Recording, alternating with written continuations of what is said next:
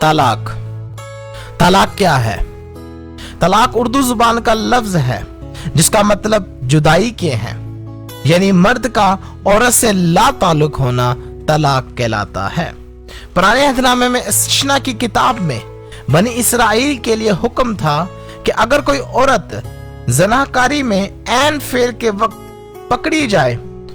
تو اس وقت موسیٰ کے حکم کے مطابق طلاق نامہ لکھ کر چھوڑنے کا حکم تھا، اور وہ عورت کسی اور مرد سے شادی کر سکتی تھی، مگر وہ دوسرا مرد اس سے خوش نہ ہو یا وہ مر جائے تو وہ اس پہلے مرد سے شادی نہیں کر سکتی تھی، کیونکہ یہ خدا کے نزدیک مکروہ کام ہے۔ کلام مقدس میں انسان کا گناہ کی وجہ سے خدا کے ساتھ جدائی کو طلاق سے تشبیہ دی گئی ہے، کیونکہ انسان کا بار بار گناہ کرنے کی وجہ سے خدا انسان کو ترک کر دیتا ہے۔ کیا مسیحیوں میں طلاق ہو سکتی ہے؟ جی نہیں، بائبل مقدس کے مطابق مسیحیوں میں طلاق نہیں ہو سکتی، کیونکہ جب ہم متی کی انجیل اس کا 9واں باب اور اس کی 3 آیت مقدسہ سے 8 آیت مقدسہ تک دیکھتے ہیں تو یہاں یسوع مسیح سے طلاق کے بارے میں سوال کیا جاتا ہے، جس کے جواب میں یسوع مسیح بہت ہی خوبصورت جواب دیتے ہیں کہ موسیٰ نے بنی اسرائیل کو ان کی سخت دلی کے سبب سے طلاق کا حکم دیا، مگر ازل سے خدا کا ایسا کوئی پلان نہ تھا، اور یسوع مسیح نے فرمایا کہ جن کو خدا نے جوڑا اس کو انسان جدا نہ کرے۔ مگر بہت سے لوگوں کا ماننا ہے اگر عورت زناکاری میں پکڑی جائے تو طلاق ہو سکتی ہے۔ زناکاری کا مطلب سرکشی کرنا یا بغاوت کرنا ہے۔ کتاب مقدس میں گناہ کو روحانی زناکاری قرار دیا گیا ہے، کیونکہ خدا ہم سے محبت کرتا ہے اور ہمیں گناہ سے آزاد کرنے کے لیے اپنے اکلوتے بیٹے کو دنیا میں بھیجا تاکہ ہمیں گناہ کی غلامی سے آزاد کرے، اور اسے ہمیں اپنے خون سے خرید لیا، اور یسوع نے ہمیں معافی کا حکم دیا، اور یسوع نے فرمایا کہ اگر تم میری تعلیم پر عمل کرو گے تو لوگ جانیں گے کہ تم میرے پیروکار ہو، کیونکہ اگر ہم اپنے گناہ کرنے والوں کو معاف نہیں کریں تو خدا بھی ہمارے گناہ معاف نہیں کرے گا۔ اور متی کی انجیل میں یسوع نے صاف صاف فرمایا کہ جس کو خدا نے جوڑا اس کو انسان جدا نہ کرے۔ خدا چاہتا ہے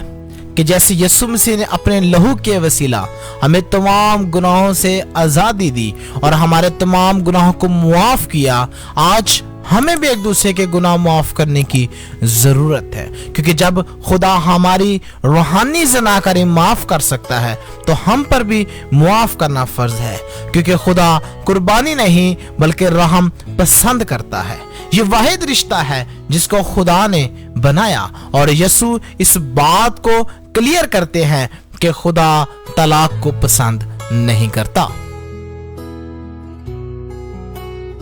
اور اگر ہم کرنتھس کے نام پالوس رسول کا پہلا خط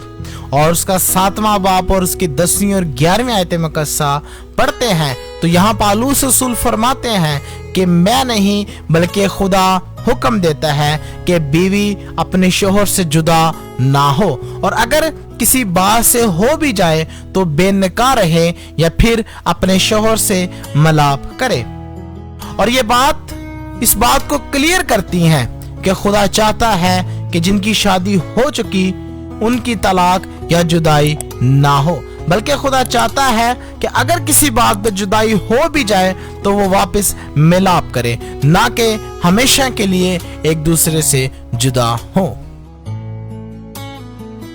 کیونکہ شادی ایک ایسا کووننٹ یا عہد ہے جو مرد اور عورت خدا کی حضوری میں ایک دوسرے سے باندھتے ہیں کہ جب تک مرد اور عورت زندہ ہیں ایک دوسرے کے تابع رہیں گے اور ایک دوسرے کے دکھ اور سکھ میں ساتھ دیں گے، اور موت جدا کرے سو کرے مگر ہم کبھی جدا نہ ہوں گے، چاہے کوئی بھی وجہ کیوں نہ ہو۔ اور پالوس رسول اس بات کی تائید کرنتھس کے نام پالوس رسول کا پہلا خط اور اس کے 7ویں باب اور اس کی 39ویں آیت میں کرتا ہے कि जब तक उसका शौहर जिंदा है वो उसकी पाबंद है, यानी वो अपने पहले शौहर के मरने तक, जब तक वो मर नहीं जाता, दूसरी शादी नहीं कर सकती। और ना ही मर्द जब तक उसकी बीवी फोत या मर नहीं जाती वो दूसरी शादी या किसी और औरत से ब्याह नहीं कर सकता। क्या बाइबल मुकद्दस के मुताबिक दूसरी शादी की जा सकती है? दूसरी शादी से मुराद एक बीवी का या शौहर के जिंदे होते हुए किसी दूसरे मर्द या औरत के साथ शादी करना दूसरी शादी कहलाता है। मगर रोमियो के नाम पौलुस रसूल का खत और उसका छठा बाब और उसकी पहली आयत मुकद्दसा से तीसरी आयत मुकद्दसा में पौलुस रसूल फरमाते हैं कि औरत मर्द की शरीयत में है और जब तक मर्द जिंदा है वो उसकी शरीयत में है और किसी मर्द से शादी नहीं कर सकती, और अगर करे तो वो ज़नाइया कहलाएगी।